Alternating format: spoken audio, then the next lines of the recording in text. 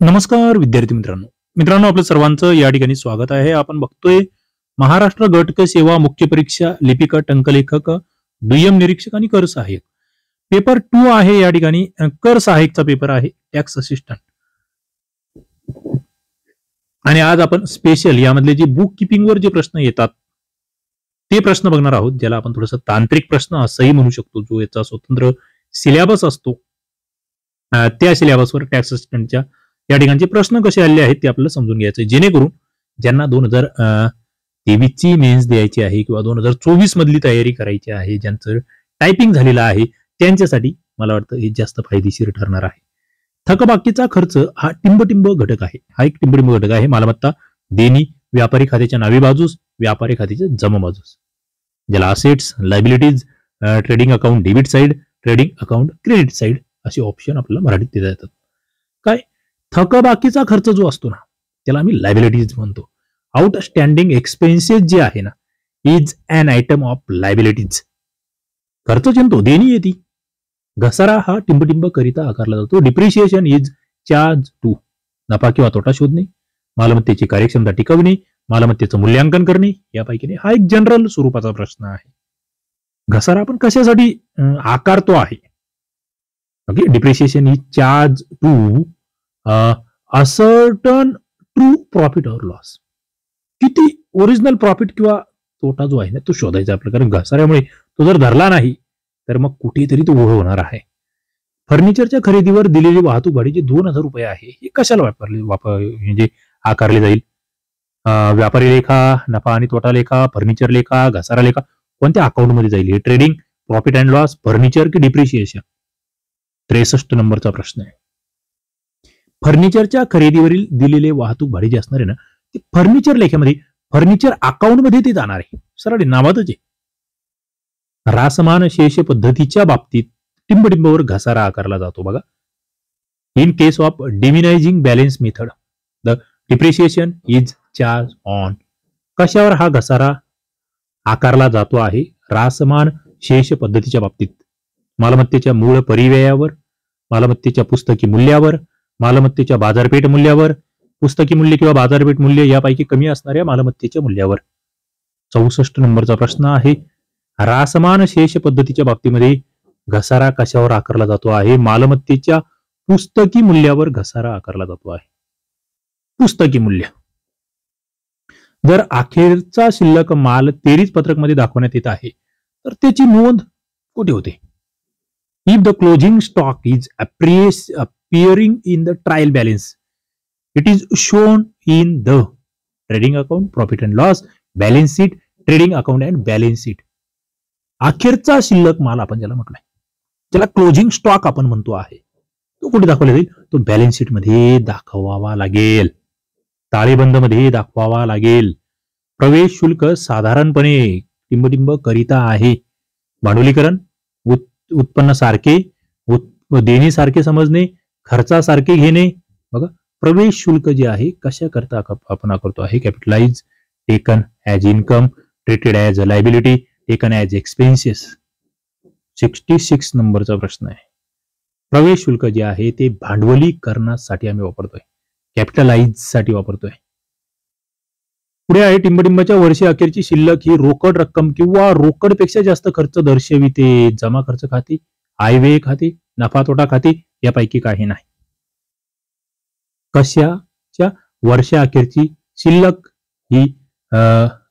ही रोख रक्कम किंवा रोकड पेक्षा जास्त खर्च दर्शविते असं म्हटलेलं आहे. मित्रांनो, जमा खर्च खाते जे आहे ना त्याच्या वर्षा अखेरची शिल्लक जी आहे ती रोकड रक्कम किंवा रोकडपेक्षा जास्त खर्च दर्शवते असं म्हटलेलं आहे. पुढे आपण जातोय. तेरीचं पत्रक तयार करण्याचे मुख्य हेतू खालील प्रमाणे आहेत. बघा, सर्व खतावणी खात्यांच्या शिल्लकासाठी, प्रत्येक व्यवहाराच्या एका नोंदीच्या पुराव्यासाठी, लेखा पुस्तकाच्या गणितीय अचूकतेसाठी, अंतिम लेखी तयार करण्यासाठी. 68 नंबरचा प्रश्न तुमच्या समोर आहे. तेरीचं पत्रक तयार करण्याचं मुख्य ऑब्जेक्टिव्ह तुम्हाला विचारलेला आहे. Following are the main objective of preparation of trial balance म्हटलंय. तेरीचं पत्रक तयार करण्याचा मुख्य हेतू कोणता आहे? 68 नंबरचा प्रश्न आहे. 1. सर्व खतावणी खात्यांच्या शिल्लकीसाठी. प्रत्येक व्यवहाराच्या एका नोंदीच्या पुराव्यासाठी हे या ठिकाणी येऊ शकत नाही. लेखा पुस्तकाच्या गणितीय अचूकतेसाठी अंतिम लेखे तयार करण्यासाठी ACD आपण त्याला म्हणतो आहे. तेरीज पत्रक तयार करण्याचे मुख्य हेतू जे आहे, सर्व खतावणी खात्यांची शिल्लक, पुस्तकाच्या गणितीय अचूकतेसाठी आणि अंतिम लेखे तयार करण्यासाठी आपण तेरीज पत्रक तयार करतो आहे. खात्याच्या दोन्ही बाजूच्या बेरजा समान करायच्या आहेत. जर खात्याच्या नावे बाजूची बेरीज जमा बाजूच्या बेरजेपेक्षा जास्त असेल तर त्या फरकाला आम्ही काय म्हणतोय? While balancing the account, if the total of debit side is greater than total of credit side, the difference is known as. त्याला आम्ही काय म्हणतो? डेबिट बॅलन्स, क्रेडिट बॅलन्स, नील बॅलन्स की करंट बॅलन्स. 69 नंबरचा प्रश्न तुमच्या समोर आहे, त्याला आम्ही डेबिट बॅलन्स असं म्हणतोय. किरकोळ रोकड किर्द सहसा टिंबटिंबच्या धर्तीवर बनवले जाते. किरकोळ रोकड किर्द, एकेरी स्तंभ रोकड किर्द, अग्रधन प्रणाली, दुहेरी नोंद प्रणाली, दुहेरी स्तंभ रोकड किर्द. किरकोळ रोकड किर्द कशाच्या धर्तीवर बनवली जाते? 70 नंबरचा प्रश्न आहे, त्याला आम्ही इम्प्रेस्ड सिस्टीम म्हणतोय किंवा अग्रधन प्रणाली असं म्हणतो आहे. किरकोळ रोकड किर्द अग्रधन प्रणालीच्या धर्तीवर बनवली जाते आहे. बँक जुळवणी पत्रकाचा खालील प्रमाणे तपशील दिलेला आहे. रोकड किर्द प्रमाणे शिल्लक या ठिकाणी दिलेली आहे. दिलेला पण वट विधान न झालेला धनादेश, वटविलेला वट विधान न झालेला धनादेश, त्याची रक्कम दिली 2 लाख रुपये. वसुलीसाठी जमा केलेला परंतु रक्कम वसूल न झालेला धनादेश दिला आहे 1.5 लाखाचा. आणि बँकेने चुकीने संस्थेच्या खात्याचं नावे बाजूस टाकलेली दुरुस्ती केली आहे 20,000ची. तर ग्राहक पुस्तिकेप्रमाणे शिल्लक किती असेल? आता हे गणित आहे, तुम्हाला या ठिकाणी सोडवायचं, प्रॅक्टिस करायची आहे. बँक जुळवणी पत्रक जे आहे, ज्याला आपण बँक रिकन्सिलेशन स्टेटमेंट म्हणतोय, त्यानुसार या ठिकाणी तुम्हाला उत्तर द्यायचं. 71 नंबरचा प्रश्न आहे, उत्तर 6,10,000 रुपये एवढं येणार आहे. पुढे जातोय, पुढे आणखी एक गणित दिलेलं आहे. या ठिकाणी तुम्हाला एका संस्थेने 3,90,000 किमतीचं एक यंत्र खरेदी केलं असं म्हटलंय. त्याचं उपयुक्त आयुर्मान हे 4 वर्ष सांगितलंय आणि अखेरीस त्याचं अवशिष्ट मूल्य जे आहे ते 40,000 असं म्हटलेलं आहे. तर स्थिर प्रभाग पद्धतीने त्या घसाऱ्याची तरतूदही आहे. यंत्राचे 2 वर्षानंतरचे निव्वळ पुस्तकी मूल्य किती राहील असं तुम्हाला म्हटलेलं आहे. पुन्हा एकदा गणित आहे, तुम्हाला या गणितांची प्रॅक्टिस करायची. इयत्ता 11वीचं पुस्तक आहे ना, त्याच्यामध्ये या बाबी दिलेल्या आहेत. हे मी सोडवून दाखवत नाही, तुम्ही याची प्रॅक्टिस करायची आहे. या पद्धतीचे प्रश्न येतात, हे लक्षात घ्या. विशेष हेतूकरता मिळालेली देणगी टिंबटिंबकडे घेतली जाईल. उत्पन्न व खर्च खाते ताळेबंदाच्या मालमत्तेचे बाजूस, देणगीच्या बाजूस की नफा तोटा खात्यामध्ये. विशेष हेतूकरता मिळालेली देणगी कुणीकडे घेतली जाईल? ताळेबंदाच्या देणगी बाजूला ती घेतली जाईल. विशेष हेतूकरता मिळालेली देणगी. कोणत्या व्यवहाराची नोंद ही जमा व खर्च लेख्यामध्ये करता येणार नाही? जुनं फर्निचर, जुन्या फर्निचरच्या विक्रीवरील तोटा, त्याची विक्री, आरंभीची रोख शिल्लक, आगाऊ मिळालेले सदस्यत्व शुल्क. 74 नंबरचा प्रश्न आहे, कोणत्या व्यवहाराची नोंद ही जमा खर्च लेख्यामध्ये करता येणार नाही? बघा, पहिलं जुन्या फर्निचरची विक्री त्याच्यात येईल, आरंभीची रोख रक्कम तर त्याच्यात येणारच आहे, आगाऊ मिळालेले शुल्क सुद्धा त्याच्यात येईल. जुन्या फर्निचरच्या विक्रीवरचा तोटा त्यात येणार नाही. फक्त बी या ठिकाणी उत्तर आलं पाहिजे. पुढे जातोय मी, मालमत्तेवर घसारा आकारण्याचे कारण काय? बघा, घसारा हा शब्द लय महत्वाचा. डिप्रिशिएशन आपण त्याला म्हणतोय.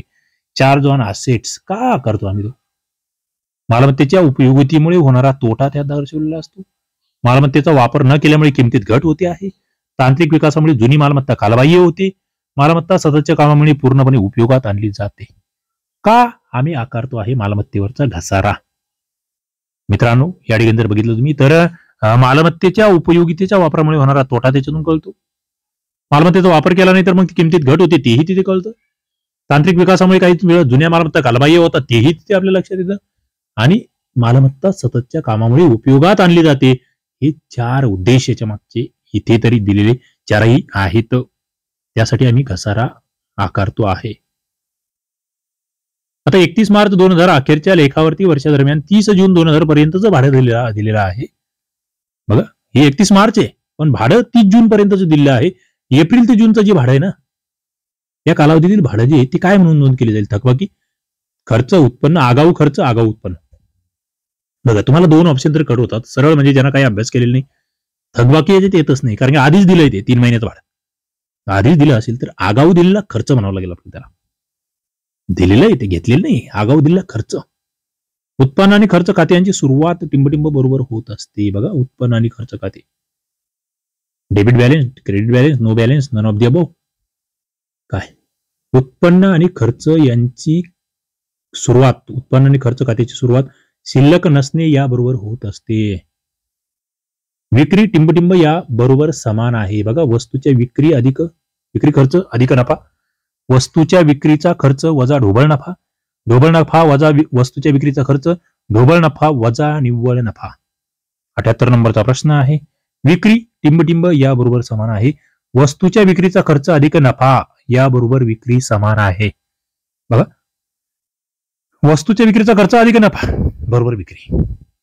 मृत व्यक्तीच्या मृत्यूपत्रानुसार अव्यापारी संस्थेला दिलेली रक्कम म्हणजे काय? अव्यापारी संस्था, नॉन ट्रेडिंग कन्सर्न. आजीवन सदस्यत्व शुल्क, मानधन, वारसा, प्रवेश शुल्क.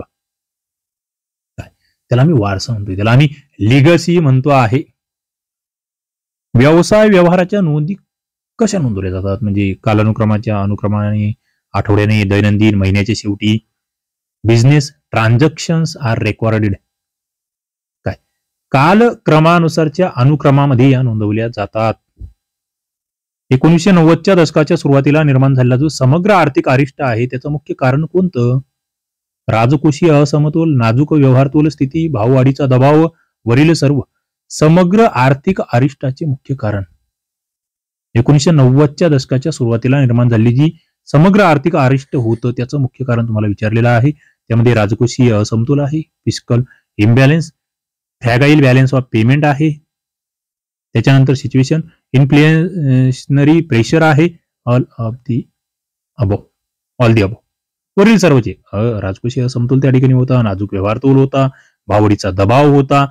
भारतामध्ये विक्री कर सगळ्यात आधी कधी आला बघा? सेल्स टॅक्स म्हणतो आपण त्याला, जीएसटी मध्ये तो गेलाय 1905-35. तुम्ही ज्या डिपार्टमेंट मध्ये जाणार आहात, तुम्ही टॅक्स असिस्टंटची तयारी करतायत म्हणजे तुम्ही जीएसटी डिपार्टमेंट मध्ये जाता आहात. सगळ्यात आधी तो 1939ला आला. आंतरराष्ट्रीय व्यापार संघटनेचा कोणता करार आहे जो सेवा कराराशी संबंधित आहे?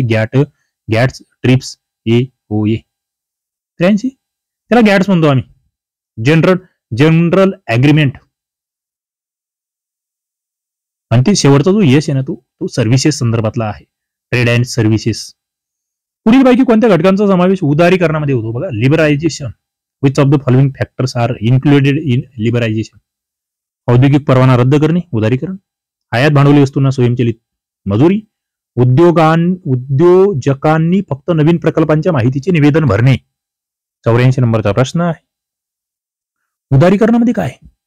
औद्योगिक परवाने रद्द करणे हे त्याच्यात आहे. Abolishing industrial licensing. पुढे आयात भांडवली वस्तूंना स्वयंचलित मजुरी. Automatic clearance for imported capital goods. उद्योजकांनी फक्त नवीन प्रकल्पांच्या माहितीचे निवेदन भरणे. Filing information only of new projects by entrepreneurs. बघा, औद्योगिक परवाना रद्द, आयात भांडवली वस्तूंना स्वयंचलित मजुरी, उद्योजकांनी फक्त नवीन प्रकल्पांच्या माहितीचं निवेदन भरणं, या तिन्ही गोष्टी. विजय केळकर कार्यदलाने केंद्र सरकारसाठी वस्तू व सेवा कराच्या पुढीलपैकी कोणत्या कर दरांची शिफारस केली होती? विजय केळकर कार्यदल. वस्तू व सेवा कर कोणत्या कर दरांची शिफारस? 6%, 12%, 18%, 20%. मित्रांनो, त्यामध्ये 6% हा दरही होता, त्यामध्ये 12% होता आणि 20% होता. 18% नव्हता विजय केळकर दरामध्ये. त्यापैकी कोणते घटक आहेत जे जीएसटी मधून वगळण्यात आले? राज्य सरकारने कर आकारले. बघा, मद्य, पेट्रोलियम, स्थावर मालमत्तेवरचा मुद्रांक शुल्क, वीज शुल्क, वरील सर्व. मद्य आणि पेट्रोलियमवर जीएसटी आहे का? नाही. Alcohol and petroleum products. Stamp duties and real estate, no GST. वीज शुल्क, नो. हे वरील सगळे जे राज्य सरकार आकारतात. दोहा विकास कामकाजामध्ये कशाचा समावेश होता?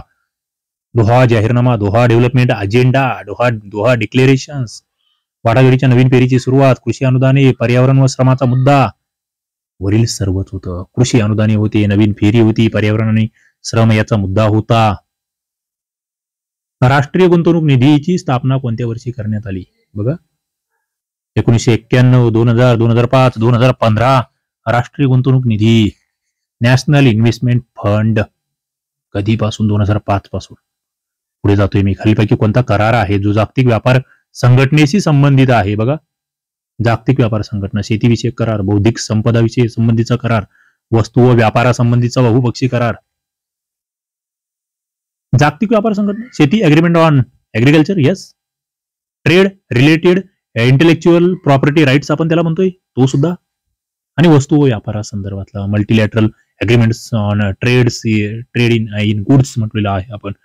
वरील सर्वच जागतिक व्यापार संघटना WTO, मक्तेदारी आणि प्रतिबंधात्मक व्यापार पद्धती कायदा 1969, MRTP ऍक्ट म्हणतो आपण त्याला, monopolies and restrictive trade practices act 1969, मक्तेदारी व प्रतिबंधात्मक व्यापार पद्धती कायदा रद्द करून कोणता कायदा करण्यात आला? विशेष आर्थिक क्षेत्र कायदा 2005, विदेशी विनिमय व्यवस्थापन कायदा 1999, वित्तीय जबाबदारी व अंदाजपत्रक कायदा 2002, स्पर्धा कायदा 2002. काय आहे? स्पर्धा कायदा 2002 करण्यात आला, हा 1969चा रद्द करून. जागतिक व्यापार संघटनेची स्थापना कोणत्या दिवशी करण्यात आली? बघा, जागतिक व्यापार संघटना 1993, 94, 95, 95. 1 जानेवारी 1995 ला जागतिक व्यापार संघटनेची स्थापना करण्यात आली आहे. सिंगापूर मुद्द्यामध्ये कशाचा समावेश होतो? बघा, सिंगापूर मुद्दा, सिंगापूर इश्यू कन्सिस्ट, व्यापार व गुंतवणूक यामधला संबंध, व्यापार आणि स्पर्धा यामधलं धोरण, सरकारी खरेदीमध्ये पारदर्शकता आणि व्यापाराला सोयी पुरवणे, वरील सर्व. सिंगापूर मुद्दा प्रश्न आलाय त्यावर. व्यापार गुंतवणुकीतले संबंध आहे, व्यापार स्पर्धा धोरण आहे, सरकारी खरेदीमध्ये पारदर्शकता आणि व्यापाराच्या सोयी पुरवणे आहे, वरील सर्वच या ठिकाणी आहे. भारत सरकारने स्वीकारलेल्या समग्र आर्थिक स्थिरीकरण कार्यक्रमामध्ये कशाचा समावेश होतो? बघा, समग्र आर्थिक स्थिरीकरण कार्यक्रम, भाववाढ नियंत्रण, वित्तीय समायोजन, व्यवहार तोल स्थितीमध्ये सुधारणा, वरील सर्वच. समग्र आर्थिक स्थिरीकरण, मॅक्रो इकॉनॉमिक स्टॅबिलायझेशन प्रोग्राम जो म्हणतो आपण, जो अडॅप्ट केला गव्हर्नमेंट ऑफ इंडियाने, त्याच्यामध्ये भाववाढीचं नियंत्रण सुद्धा होतं, वित्तीय समायोजन होतं, व्यवहार तोलामध्ये सुधारणा सुद्धा होती. आंतरराष्ट्रीय व्यापार संघटना WTO ची रचना अत्यंत विषमता आहे त्यामुळे मूलभूत करार आणि अनुषंगिक दुरुस्त्या कोणासाठी अनुकूल ठरल्या? बघा, WTO कोणाला अनुकूल आहे? विकसनशील देश, विकसित देश, सर्व सभासद, कोणत्याही देशासाठी नाही. बघा, विकसित देशासाठी ते अनुकूल आहे, इतरांना प्रॉब्लेम झाले. कोणत्या उपायाने चलन पूर्ण परिवर्तनीय होते असं म्हटलंय? बघा, चलन पूर्ण परिवर्तनीय होतं, उपाय कोणता? कोणत्याही सरकारी हस्तक्षेपाशिवाय आंतरराष्ट्रीय बाजारामध्ये चलनाला स्वतःचे मूल्य ठरवण्याची परवानगी देणे, केंद्रीय बँक विनिमय दरावर नियंत्रण ठेवणे, राजकीय दृष्टीने आंतरराष्ट्रीय बाजारात चलनाला स्वतःचे मूल्य ठरवण्याची परवानगी दिली जाते, वरीलपैकी नाही. चलन पूर्ण परिवर्तनीय, 95 नंबरचा प्रश्न आहे. कोणत्याही सरकारी हस्तक्षेपाशिवाय आंतरराष्ट्रीय बाजारामध्ये चलनाला स्वतःचे मूल्य ठरवण्याची परवानगी देणे, याला आपण चलन पूर्ण परिवर्तनीय होणं असं म्हणतोय. आंतरराष्ट्रीय बाजारामध्ये स्वतःचं मूल्य जे ठरवतंय चलन, ते allow currency to determine its own exchange rate in international market without any official intervention. जागतिकीकरण कोणत्या घटकाशी संबंधित आहे असा प्रश्न आहे? व्यापार अडथळ्यांमध्ये कपात, भांडवलाचा मुक्त प्रवाह, तंत्रज्ञानाचा मुक्त प्रवाह, श्रमिकांचा मुक्त प्रवाह. बघा, जागतिकीकरण, व्यापार अडथळ्यांमध्ये पहिला मुद्दा कपात येतोय, रिडक्शन इन ट्रेड बॅरियर्स, भांडवलाचा मुक्त प्रवाह आहे, फ्री फ्लो ऑफ कॅपिटल म्हणूया आपण त्याला, तंत्रज्ञानाचा मुक्त प्रवाह, फ्री फ्लो ऑफ टेक्नॉलॉजी आणि श्रमिकांचा मुक्त प्रवाह. 4 गोष्टी आहे जागतिकीकरणामध्ये, वरील सर्वच योग्य. आर्थिक दृष्टिकोनातून जागतिकीकरण प्रवाहामध्ये कशाचा समावेश होतो? वस्तू व सेवांचा व्यापार, भांडवलाची हालचाल, भांडवलाचे प्रचलन, वरील सर्व. आर्थिक दृष्टिकोनातून जागतिक प्रवाह, from an economic point of view channels of globalisation consist, वस्तू व सेवांचा व्यापार, भांडवलाची हालचाल, भांडवलाचे प्रचलन, यस, वरील सर्वच. पुढील पैकी कोणत्या कराऐवजी वस्तू व सेवा कर आकारण्याची शिफारस विजय केळकर समितीने केली? बघा, सेनव्हॅट, मॉडव्हॅट, सेवा कर, विक्री कर. बघा, यामध्ये सेनव्हॅट आहे आणि यामध्ये सेवा कर आहे. विजय केळकर समिती म्हटली की वस्तू व सेवा कर आकारण्याची शिफारस या करांऐवजी सेनव्हॅट आणि सेवा करच्या ऐवजी हा आकारा. कर सुधारणा पूर्व काळामध्ये भारत हा कसा देश होता? सीमाशुल्क अनिश्चित होतं, जटिल होते, सीमेवरील जकातीची पातळी जगामध्ये सर्वात जास्त होती, सीमाशुल्क लवचिक आणि परिवर्तनशील होते. 99 नंबरचा प्रश्न आहे. कर सुधारणा पूर्व काळामध्ये भारत हा सीमेवरील जकातीची पातळी जगामध्ये सर्वात जास्त असलेला देश होता. The highest level of customs tariff in the world. विशेष आर्थिक क्षेत्र कायद्याच्या उद्दिष्टांमध्ये कशाचा समावेश होतो? वस्तू सेवांच्या निर्यातीला प्रोत्साहन, गुंतवणुकीला प्रोत्साहन, रोजगार निर्मिती, पायाभूत सुविधांचा विकास. विशेष आर्थिक क्षेत्र SEZ आपण ज्याला म्हणतोय, त्यामध्ये वस्तू सेवांची निर्यात त्याला प्रोत्साहन आहे, गुंतवणुकीला प्रोत्साहन आहे, रोजगार निर्मिती आहे, पायाभूत सुविधांचा विकास आहे. वरील सर्वच त्या ठिकाणी अंतर्भूत आहे, हे लक्षात ठेवा. कट्टा ऍपवर आपण या ठिकाणी या सगळ्या प्रश्नपत्रिका, त्या संदर्भातले व्हिडिओ लेक्चर्स, त्याच्या PDF आणि सराव पेपर सगळं काही बघतोय. कंबाईन 2024चा फुल कोर्स या ठिकाणी आहे. क्लर्क टायपिस्ट मुख्य परीक्षेचा कोर्स या ठिकाणी चालू आहे. तुम्ही जॉईन होऊ शकता. डेमो लेक्चर तुम्हाला फ्री आहे. अभ्यास कट्टा ॲप डाउनलोड करा. खाली डिस्क्रिप्शन बॉक्समध्ये लिंक आहे. तुम्हाला व्हिडिओज आवडत असतील नक्की लाईक करत चला, शेअर करत चला, चॅनलला सबस्क्राईब करा. थांबतोय. धन्यवाद.